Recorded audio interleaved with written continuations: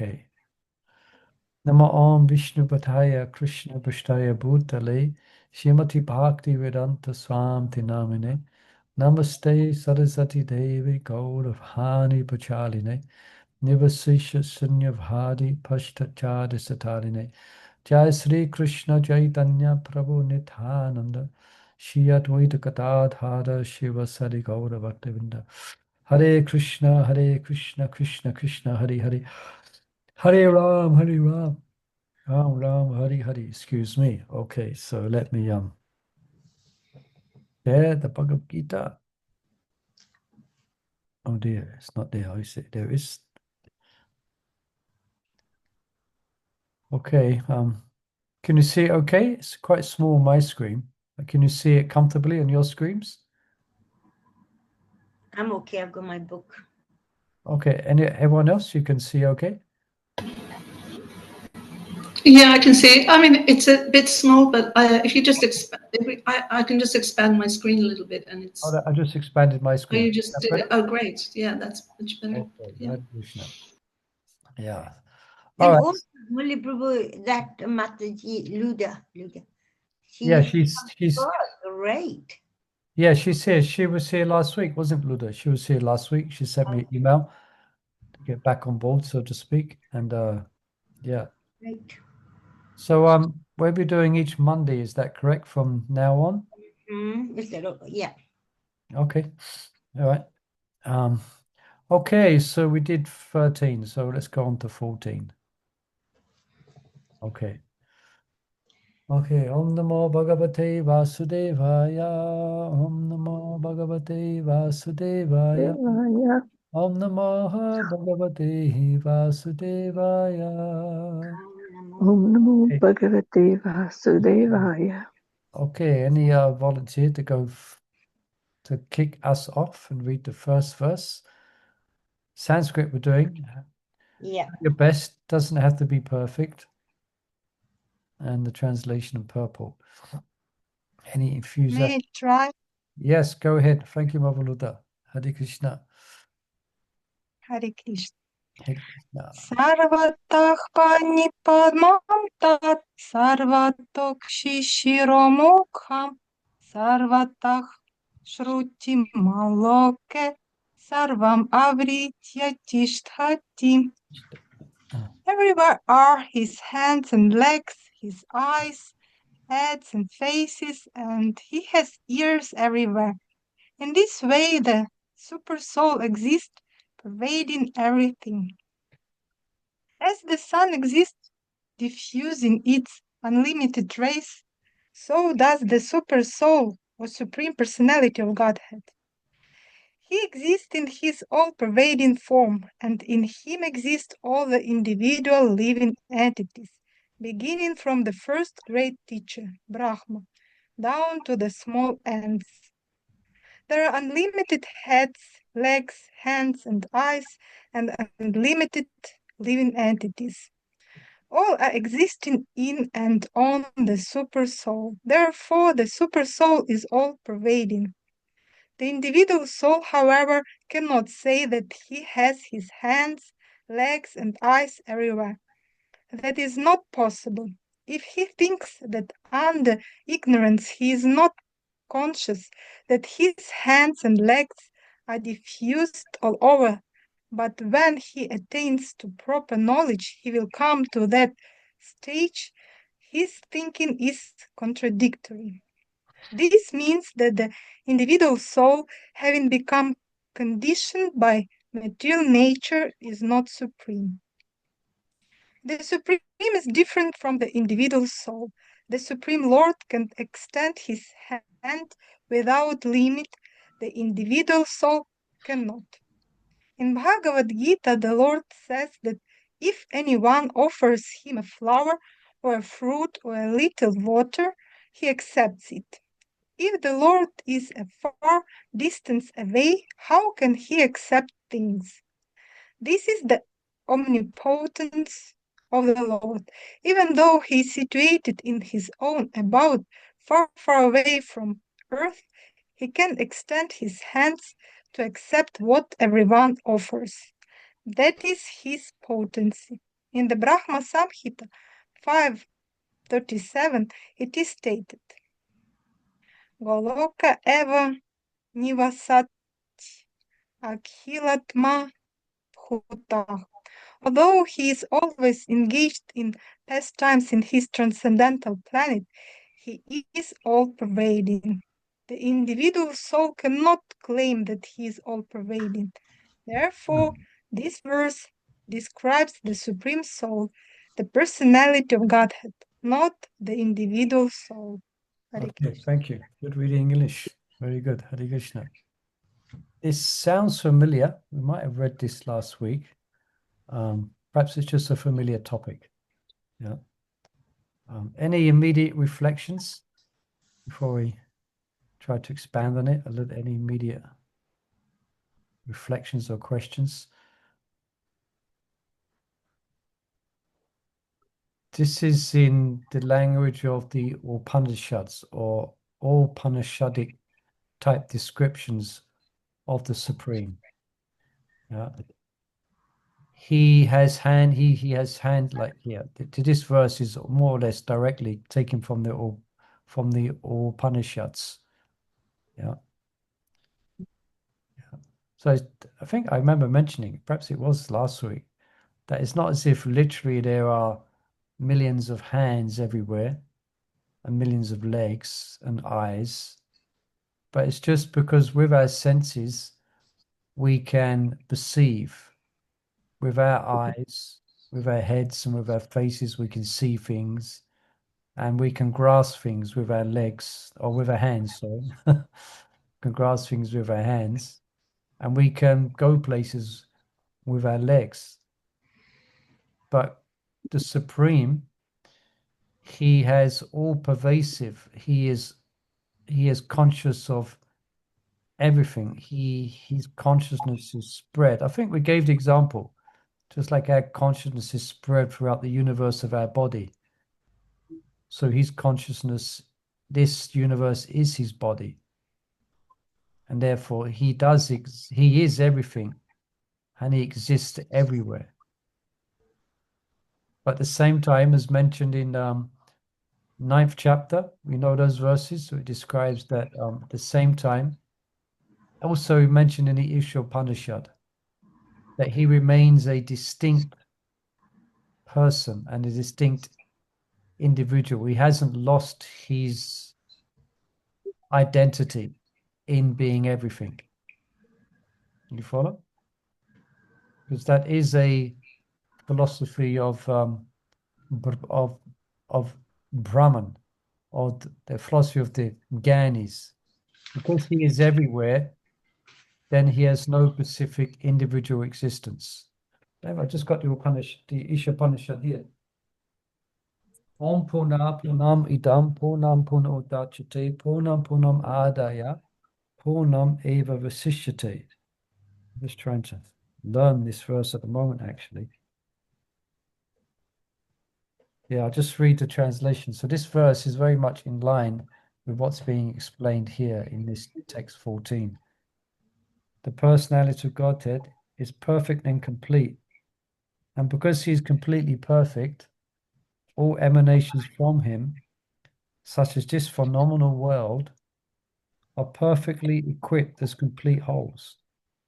Whatever is produced of the complete whole is also complete in itself. Now, this is the point, the main point which we're focusing on.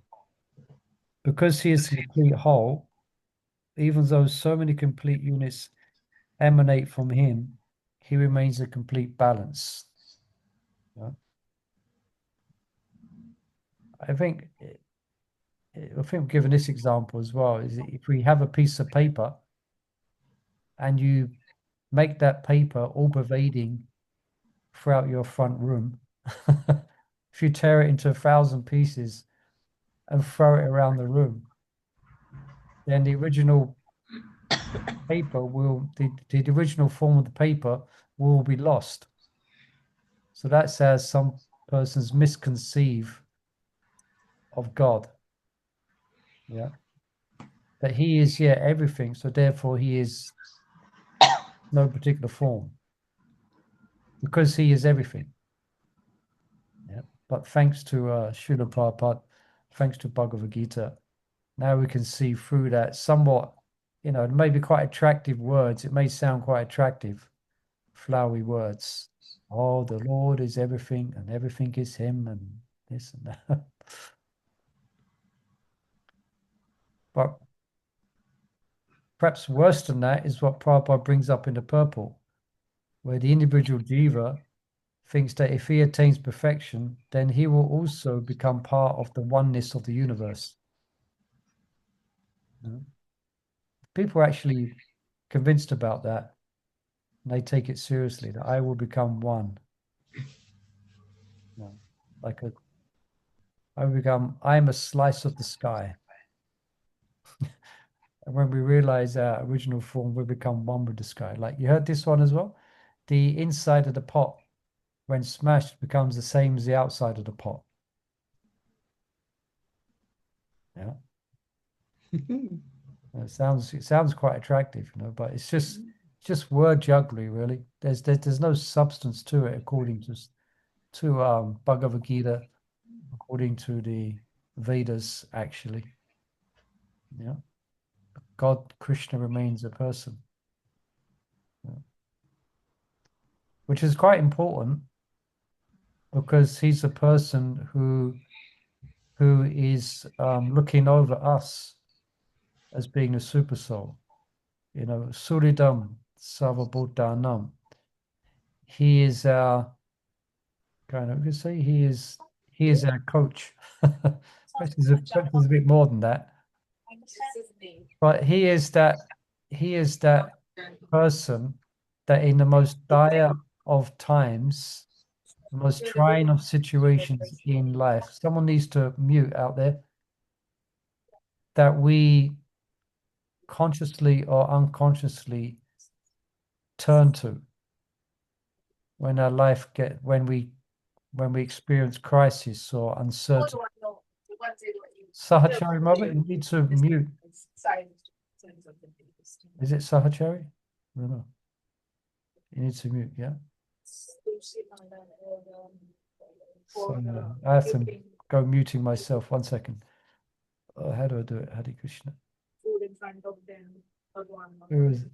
It's like detective work. It's Sahachari. Mother Sahachari. Can you mute your phone, please?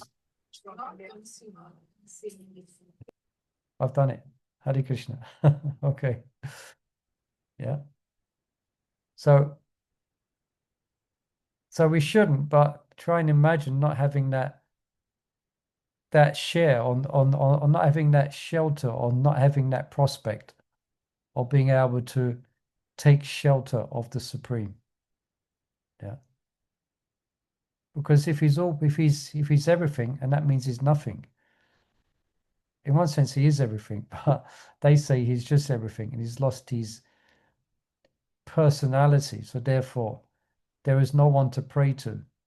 There is nothing to pray. There is nothing to pray to. There is no one to pray to. Yeah, but we see that the nature of a pious jiva, anyway, someone who's got a little bit of piety within them, then they will pray. Yeah.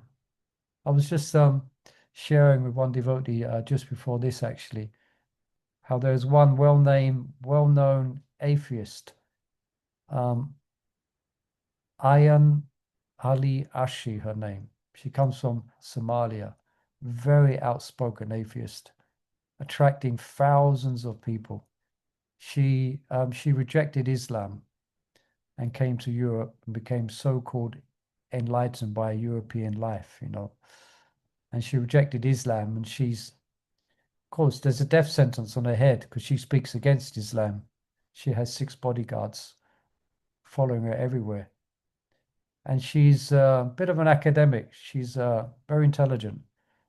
And she was mocking Christianity, mocking theism in big stadiums of people, along with other big atheists,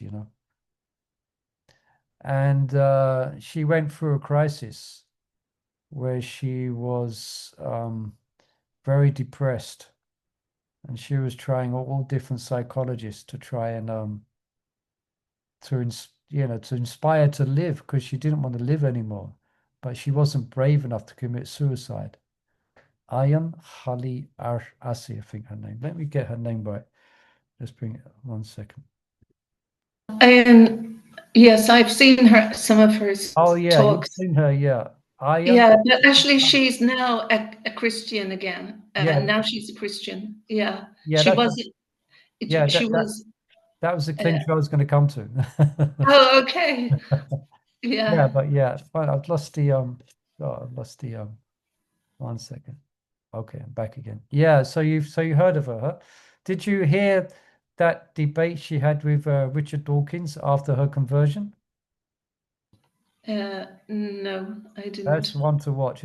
It's only an hour, but anyway, she was going to see these psychologists because she had no one to, she wasn't, because she was an atheist.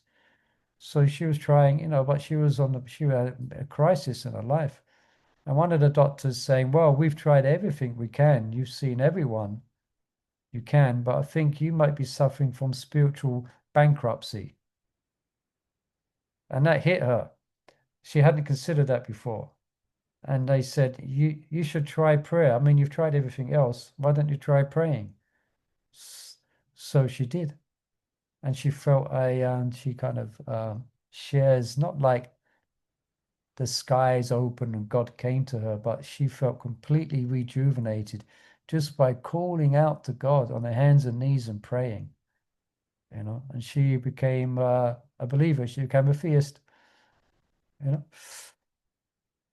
So I'm just highlighting the dangers of going down this path, even the path of, okay, you got the path of being an atheist, but even some persons claim to be spiritualists, but they're kind of atheists because they don't believe in the existence of a personality. So there's no one to pray to, and there's no one to worship. And at the end of life, then you just get deleted, as I often say, And the goal is to become nothing. But no, our goal is to become something, and that something is a servant of the Supreme, Krishna. So as Prabhupada, you kind of picked up in this verse specifically, this verse gets big purports from the impersonalists.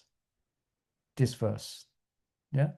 You can imagine if you're an impersonalist and don't have knowledge of Isha Upanishad or Bhagavatam, then when you read this, you're going to think that this is you. So like they don't use the word the super soul.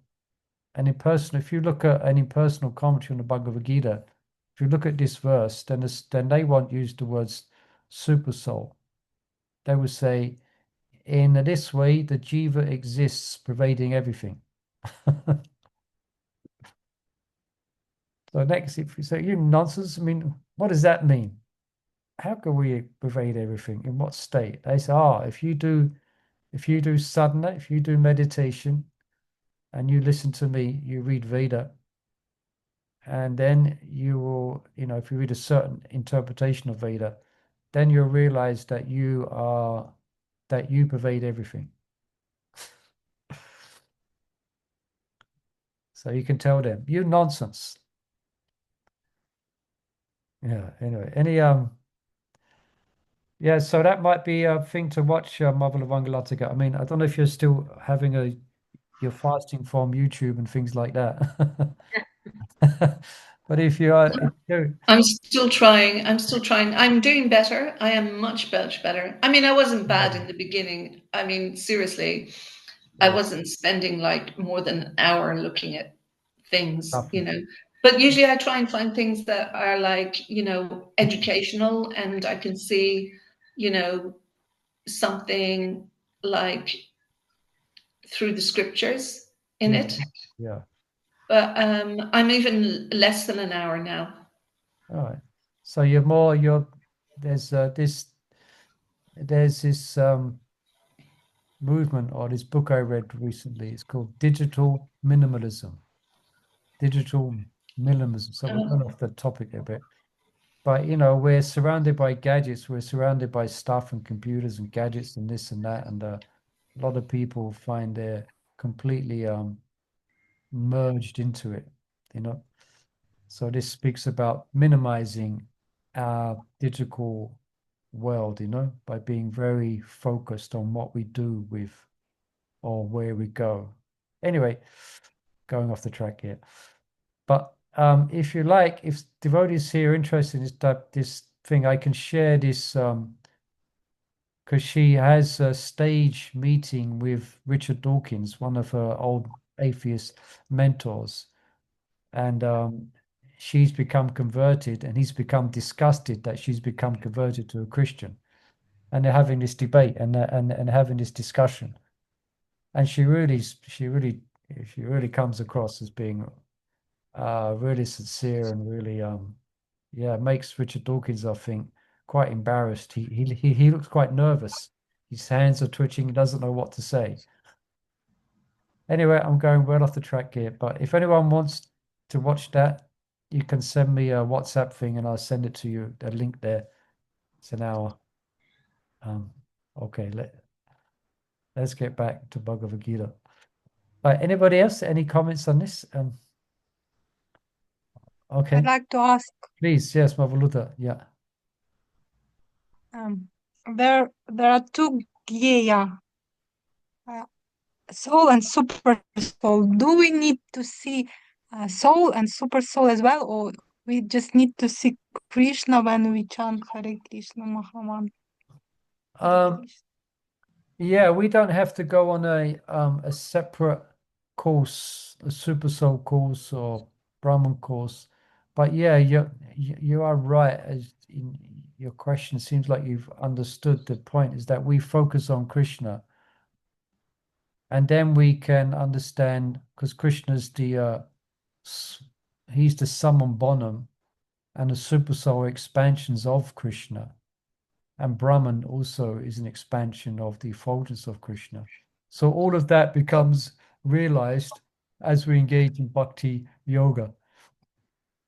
We can now this realizing the super soul doesn't mean you hear a voice and you see four-armed Vishnu. Doesn't mean that exactly. It means that your life is dovetailed with the direction coming from the Lord in the heart. So then you achieve peace and freedom from anxiety. Yeah. So if I've answered your question correctly, Mavuluda, yeah, we don't sit down and meditate upon the super soul. We just chant Krishna's holy name, and then the airways become cleansed, and the mirror of the heart becomes cleansed, and we, even unknowing to us, it's very subtle. We will act according to the Lord's direction within the heart. And will we see our soul or ourselves? Will we see our soul, or we see? I mean, eventually we will discover our true self, our spiritual self. Eventually, at some point in our spiritual development, we will realize that our bodies are no significant to us than the body of the next door neighbor's pet dog. We will understand that it's of insignificance, and we will have perception of a real identity, of an eternal identity. So as much as I can, because we are the soul, it's not as if we are someone else who's going to see the soul. We are the soul. So it's not as if there's us and there's a soul. Yeah. Did that make sense? Yeah, thank you. Yeah. Yeah, yeah.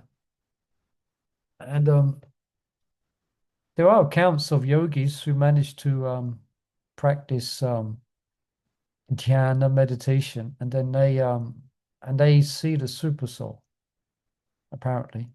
But without guidance, then they try to merge their self within that super soul. Yeah.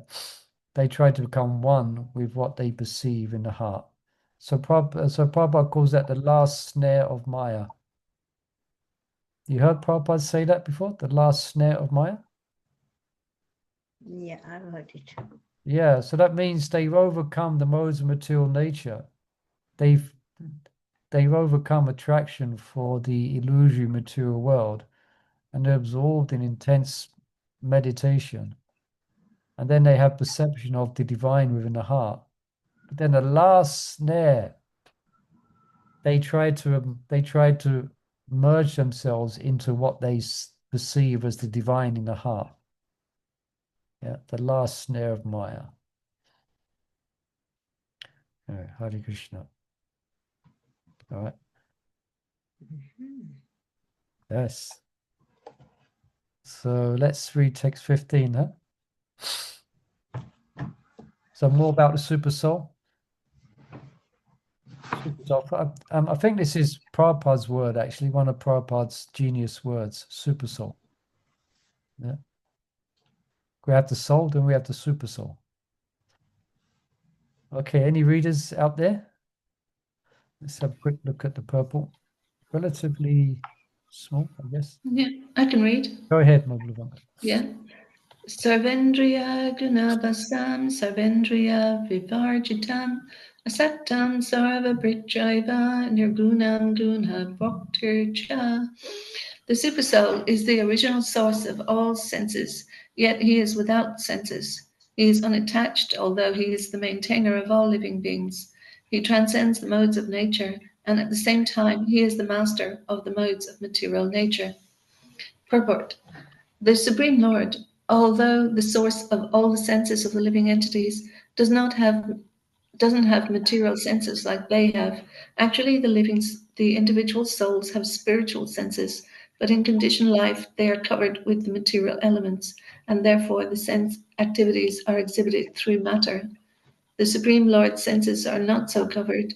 His senses are transcendental and are therefore called nirguna. Guna means the material modes, but his senses are without material covering. It should be understood that his senses are not exactly like ours. Although he is the source of all our sensory activities, he has his transcendental senses, which are uncontaminated. This is very nicely explained in the Svetasvatara Yeah. Upanishad 3:19, in the verse Apani Pado Javano Grahita.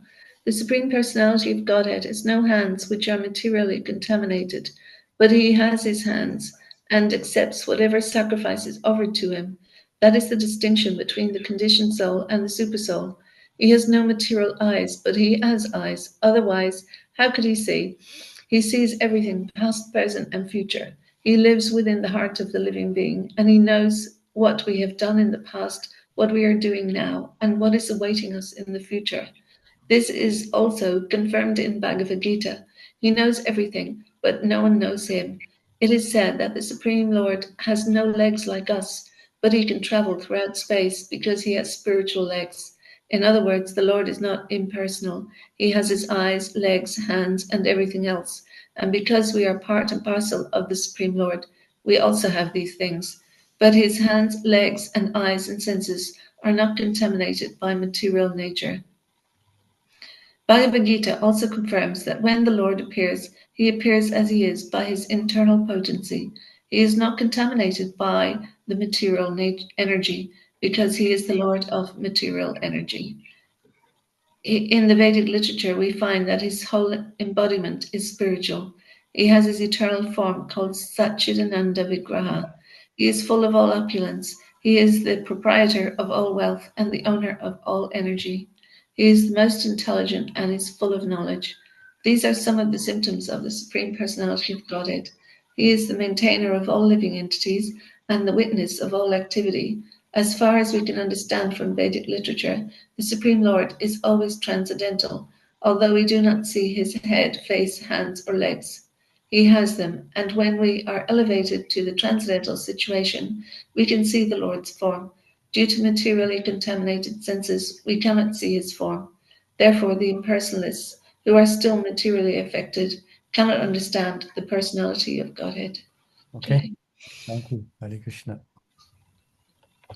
So just to note, you see this word here, nirguna. So guna means quality, nir means without. So this is a word often described by the impersonalist to describe God. He has no qualities. Yeah. But he has no material qualities is the correct definition of this word. Niguna. He's not subject, he's not affected by the material qualities. Yeah. He has supreme senses. An interesting described, we can see because he can see. So that potency of vision or being able to perceive through the senses or whatever the ears or the nose or the eyes, that's possible because it's there in the supreme in its perfect form. Yeah. So therefore, we can see. That means God can see. We can smell. That means God can smell. We can taste. That means God can taste. We can hear. It means God can hear. But He can see, hear, and smell, taste a lot better than us because He's not bound in a body. Yeah. Just like if you consider who's actually seeing? Who's seeing? Is it I mean, what are we seeing? It sounds, how can I ask this question? Another way. Our eyeball, I mentioned this before in a class, but our eyeball is just a lump. It's just a squidgy lump. If you take your eye out, it'd just be a round, unpleasant ball. You know? Yeah. It's not the eye that's seeing. The eye is just like the lens by which the soul looks out through the head. It's not the eyes are seeing. Yeah. But our vision is restricted by our body and by our eyeballs. Yeah. Just like Mother Deepika, her eyes are not good. She only has half of one eye. But she's not blind in one sense. The soul's not blind. The blind cannot be soul. It's just the body she has and the karma. She has limited vision. But you can see how Krishna is compensating for that. She sees everything. Yeah. She doesn't miss anything. Even if she's got her back to you, she still knows exactly what you're doing. Yeah. She's quite gifted, actually. Yeah. Blind people have this extra because they're dependent not on their eyes, so they have an extra sense of perception, which persons with vision don't have. You know, they're very sensitive to space. Like in a room, they can feel someone come in just by the air. They can they can feel someone's presence more than us. They have this extra sensory perception because of their lacking. Yeah. But again, just meditating this state is the soul. So just, the unfettered soul is very powerful because we're fettered by the material body. So let alone Krishna, who doesn't have a body, he doesn't have, for eyes, he hasn't got lumps of jelly for eyes. For taste, I know each one of his senses are completely spiritual as well. So one sense can do what another sense can do. Prabhupada mentions that, isn't it? He can eat with his eyes. He can just by looking, he can eat. Yeah. Now we can't do that. I mean, we do our best. As soon as we look at nice prashadam, we start to salivate. When we kind of almost subtly, we're kind of imagining what it tastes like when we begin to salivate. But this is the super soul. It's a nice kind of meditation to try and think about sometimes how the Lord is. He pervades everything. He is not restricted. He can hear everything. Yeah, we can only hear certain things. I mean, who is hearing as well? Is it the ear is hearing? No, it's the jiva. It's the jiva in the body that hears. But these are the instruments. But if you cover one ear up, then it's restricted. You know, like some of us probably, somebody might have hearing aids, you know. You need hearing. Krishna doesn't need a hearing aid because he doesn't have a body which he doesn't have a body which restricts him. He has a completely spiritual body. So therefore he's super soul. He's all pervading. He's everywhere. So but the catastrophe is, although he's everywhere and is all pervading, we can't see him. And that's why can't we see him? It's said here. See here? Let's highlight it. Yeah. We can't see him because we're materially contaminated. Yeah. So that's why our process is cleansing. Jeto Daparam. We're cleansing, cleaning daily. Hare Krishna, Krishna Krishna, Hare Hare. Hare Ram, Ram Hare. Doing service, hearing Srimad Bhagavatam. Yeah, then gradually our senses take on, they become spiritualized, and then we can see spirit, and then we can perceive Krishna. But the moment, although he's everywhere, he's in the heart. You know how big he's? Like 8 inches in the heart. I mentioned this as well. He's about this big in the heart. So it's quite big, you know. But we can't see because we're so distracted by the toys of the material world. We're so distracted by the objects of the senses, and we are outward facing. The material world is forces us to be outward facing and not inward meditating. You know, we are outward facing, so we cannot perceive. You know, any other reflections on this or these points? Gayatri is asking, 8 inches in the heart. Yeah, described in Bhagavatam. We're just reading that in the morning. Not 8 inches. It's from the thumb to the top of the, I think, the ring finger. Ring finger, yeah. Yeah, like that. How does it fit? I mean, how does he fit? Oh, why shouldn't he fit? I mean, 8 inches. He can fit. Didn't realize the heart was that large. Yeah, it's in I guess Bhagavatam, it is. describes, but it's relative to each, you know, because he's there in the heart of the cockroach, he's there in the heart of the flea and the spider. So he will be the relative size, he'll be in that jiva as well. But for the human form of life, that's the description, is from this thumb to the here. Yeah, but 8 inches. With 4 arms and resplendently effulgent, you know, and beautiful description of that Vishnu form. There's a painting of it underneath the clock in the temple room.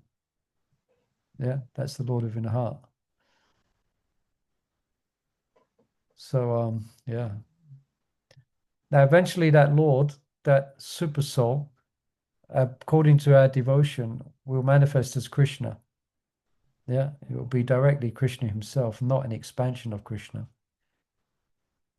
Yeah, as a whole. Yeah. And where there's Krishna, there's Radharani, and where there's Radha Krishna, there's the whole spiritual world. You know. But at the moment we are quite distracted. Quite distracted. That's why japa is a good time. It's we can close the external senses, and we can look within by chanting Krishna's holy name. You know, we can shut down being outward focused, and at least for 2 hours a day, we are inward focused. We're meditating on the sound, which is not different from him, and we can get some source of shelter, some sorts of sanctuary, being absorbed in that sound, which is not different from him. Yeah. Anything else on this particular purple? Yeah. This chapter is very interesting. I find it very interesting myself. It's good to the details it goes into. Okay, let's read this next one as well, text 16. Any readers that? Okay, I'm going to jump in. Ki antashta bhutanam achayam charam evacha shukshmatvat vigneyam toyashtam chantike chatat. The supreme truth exists outside and inside of all living beings, the moving and the non-moving. Because he is subtle, he is beyond the power of the material senses to see or know. Although he is far, far away, he is also near to all. So this again is all Upanishadic type language. He is near, but he is far. He is the biggest, but he's the smallest. All these type of descriptions. In the Vedic literature, we understand that Narayan, the Supreme Person, is residing both outside and inside of every living entity. He is present in both the spiritual and material worlds. Although he is far, far away, still he is near to us. These are the statements of Vedic literature. Ashino toyam brajati shayano yati savataha. Kata Upanishad 1:2.21. And because he is always engaged in transcendental bliss, we cannot understand how he is enjoying his full opulence. We cannot see or understand with these material senses. Therefore, in the Vedic language, it is said that to understand him, our material mind and senses cannot act. Yeah, so we don't have the software, okay? We have to download a different type of software to perceive Krishna. Yeah. But one who has purified his mind, and this is how to download the software, yeah. But one who has purified his mind and senses by practicing Krishna consciousness in devotional service can see him constantly. It is confirmed in the Brahma Samhita that the devotee who has developed love for the Supreme Lord can see him without cessation. Anyone know the particular part of the phrase of Brahma Samhita that Prabhupada is referring to here? How does he describe it?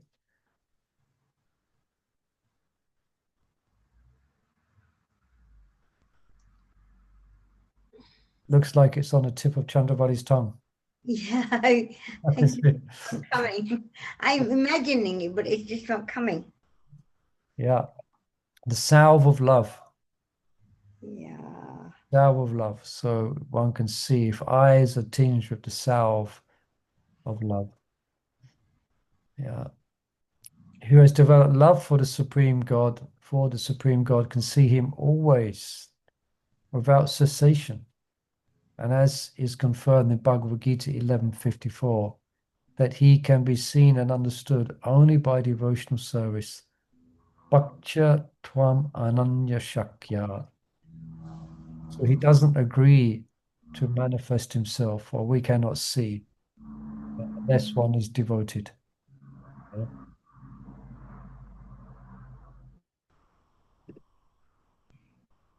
So that's why you have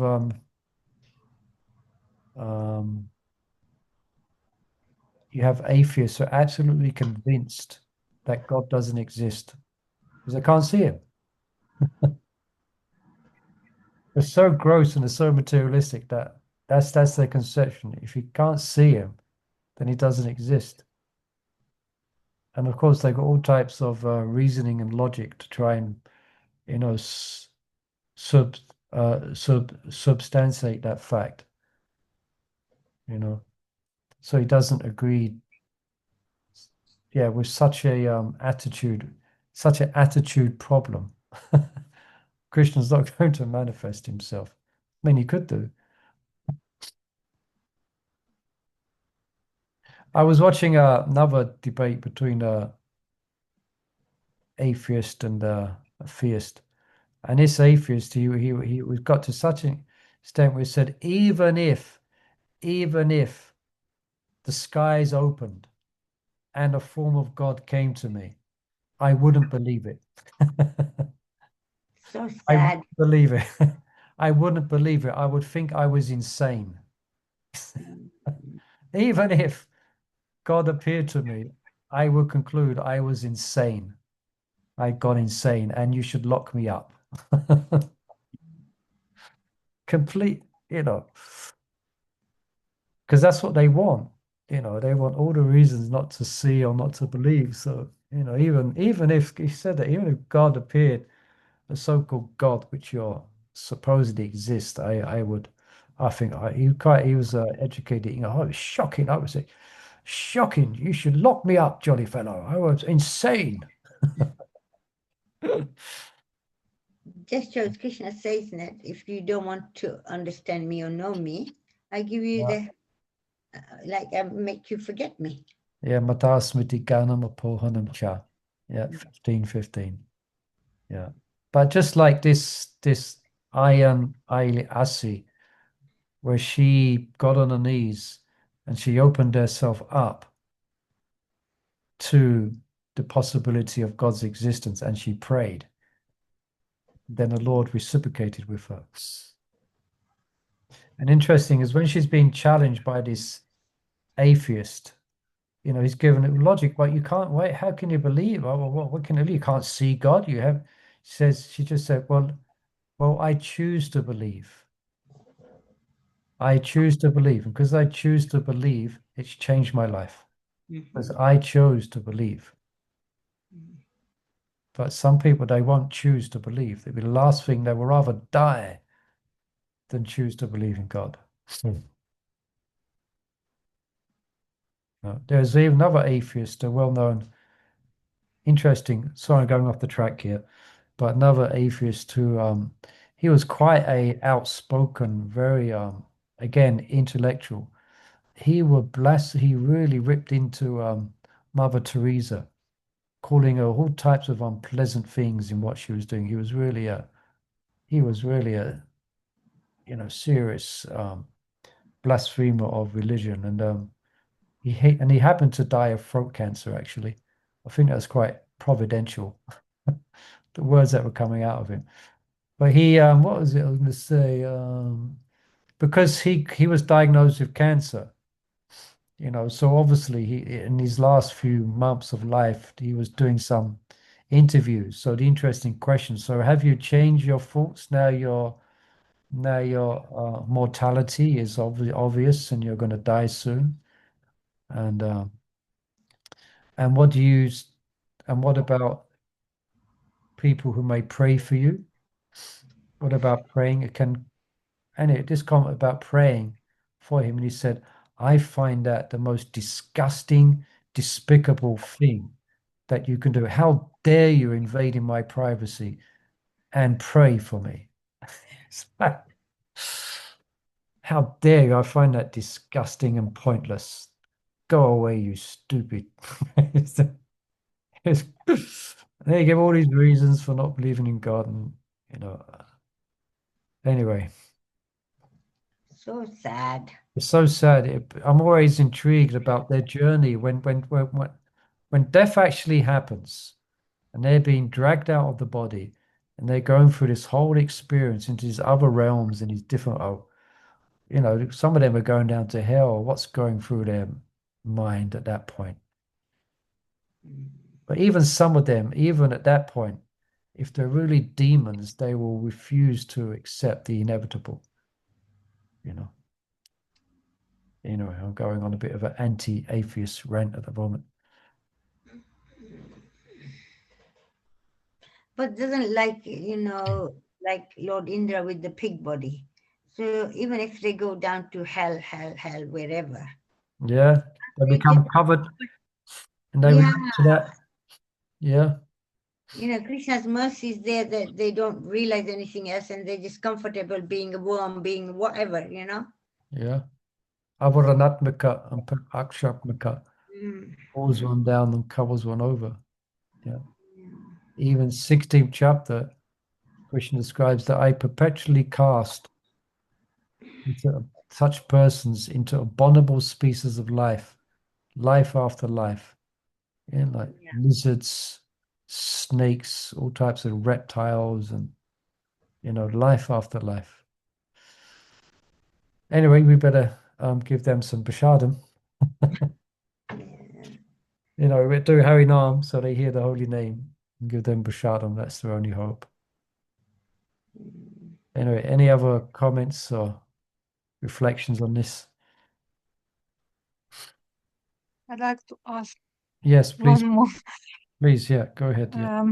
We often hear this statement, he's far, far away, still he's near to us, or Yeah. something like that. And I'd like to know, do we need this knowledge? What we can understand from this knowledge, or if we can understand anything from this knowledge in any time or in future, and how we can use this knowledge, or what for this knowledge for us, or this is something basic to know, starting to understand God. I don't understand why we should understand this knowledge which we can't understand.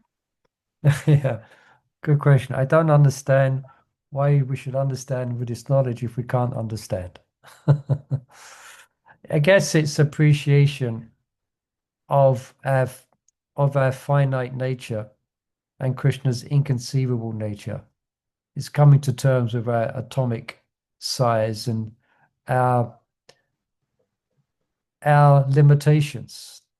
Because we hear about the greatness of Krishna and the super soul, and then we're hearing, and then it's good. It's kind of keeping us in a chaste, or keeping us in a devotional and appreciative frame of mind. Yeah, we cannot. I mean, we can through Krishna's grace. It's by Krishna's grace we can have perception of some of these things that are being spoken about. But without that, we cannot perceive. Yeah. But by Krishna's grace, then we may be able to perceive something of his all-pervasive nature. And devotees have experiences sometimes where they had these fantastic realizations, you know. So I would say that would be why should we try to understand something we can't understand?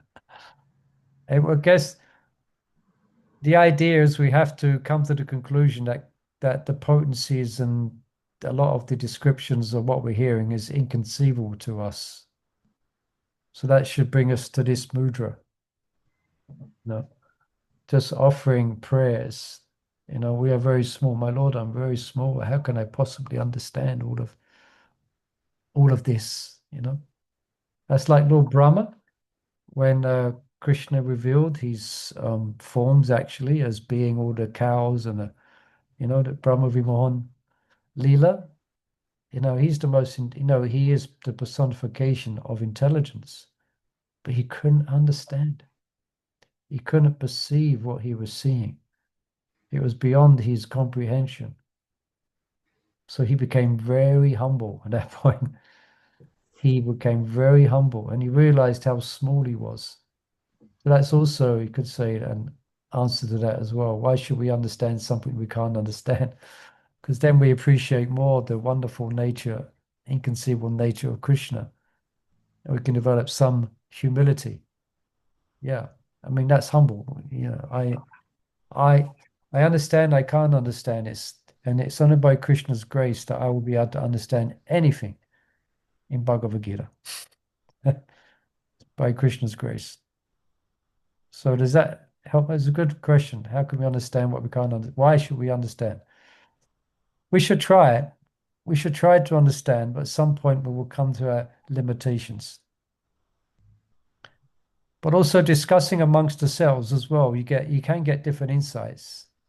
Just like I'm sharing some things, trying to give us different inroads and insights, how we can appreciate what is being spoken of here. Yeah. Yeah. And that's when you do get insight as well, is when you're speaking about Krishna, then you get insight into Krishna.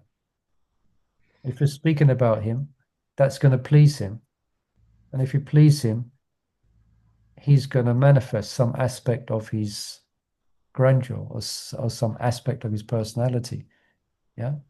Krishna manifests within the Krishna Katha of the devotees. So by speaking about Krishna's pastimes, you can get insight. You can get you can get, you can get a free ticket. You get a free ticket. All right. So something to meditate. Is that okay, Mavuluda? Yeah. Yes, it Yeah. was great. You gave 3 different answers, and I Yeah. like Okay. it. Yes, thank you. Hare Krishna. Anybody? Oh, I've only got a couple of minutes left. I've been going on a bit, so let's have a look. Should we do one more verse? Let's do one more verse. We might go over a couple of minutes. Anyone like to read text 17? I can try it, Go ahead. but it's the Sanskrit. Why don't you, if you just do the English? Yeah, just do the English. Save a bit of time, and we can. Text 17 translation. Although the super soul appears to be divided among all beings, he is never divided. He is situated as one. Although he is the maintainer of every living entity, it is to be understood that he devours and develops all. Purport. The Lord is situated in everyone's heart as a super soul. Does this mean that he has become divided? No, actually, is one. The example is given of the sun. The sun is situated in its place. But if one goes for 5,000 miles in all directions and asks, where is the sun? Everyone will say that it is shining on its head. In the Vedic literature, this example is given to show that although he is undivided, he is situated as if divided. Also, it is said in Vedic literature that one Vishnu is present everywhere by his omnipotency, just as the sun appears in many places to many persons. And the Supreme Lord, although the maintainer of every living entity, devours everything at the time of annihilation. This was confirmed in the 11th chapter when the Lord said that he had come to devour all the warriors assembled at Kurukshetra. He also mentioned that in the form of time he devours also. He is the annihilator, the killer of all. When there is creation, he develops all from their original state, and at the time of annihilation, he devours them. The Vedic hymns confirm the fact that he is the origin of all living entities and the rest for all. After creation, everything rests in his omnipotence. And after annihilation, everything again returns to rest in him. These are the confirmation of Vedic hymns. Yatova imani bhutani Bhutani jayanti yena jitani jivanti yat pasyanti abhisham vishanti tat prama tat vichnashafra. 33 Upanishad 313. Okay. So nice meditation to end with. He appears to be divided, but he is not. So that's similar what as we read the Om Purna Idam, the verse from the Isha Upanishad. He appears that he's divided, but he's not. He is always one. Yeah. Okay. So we should just rest by thinking Krishna is just the enjoyer. He's enjoying himself in Goloka Vrindavan. And it's his energy that's expanding, doing everything else. That's it. yeah. And Ultimately, yes. Yeah. And because when we're reading all this, he's so huge. Just shows how insignificant we are, that we cannot understand anything. And that just makes us just be humble and follow Krishna conscious path. Yeah, it's a nice summary that we can go away with, Yeah, we don't understand. So the point that we're trying to understand Krishna will be pleased that we're trying. Yeah. But we're not intelligent, so we're not going to be able to understand all that. Matita makata prana buddhayantu parashparam. Yeah, devotees. So we do get a lot of bliss by trying to understand inconceivable things. But on the other hand, we should also try and understand as much as we can, because if we want to go back home, we need to know well, as much as we can where we're going, what we're doing, what we're expecting. You know? Yeah. So, we may not have perception of our, we may not be absorbed in our specific personal relationship with Krishna and a specific service to Krishna as Sakya or Gopi or whatever it may be. So we don't have that meditation. But this meditation, what we're hearing, we can meditate upon that. Like Krishna's in this simple meditation, Krishna's in everyone's heart.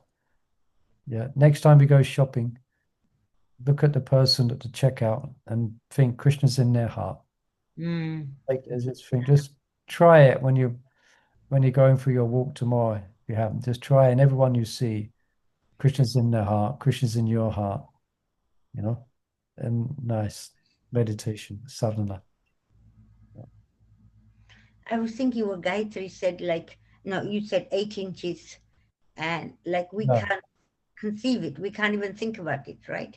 Yet Shastra is saying it. So he's there. Yeah. And you look at yourself and you think 8 inches, no, where's Krishna?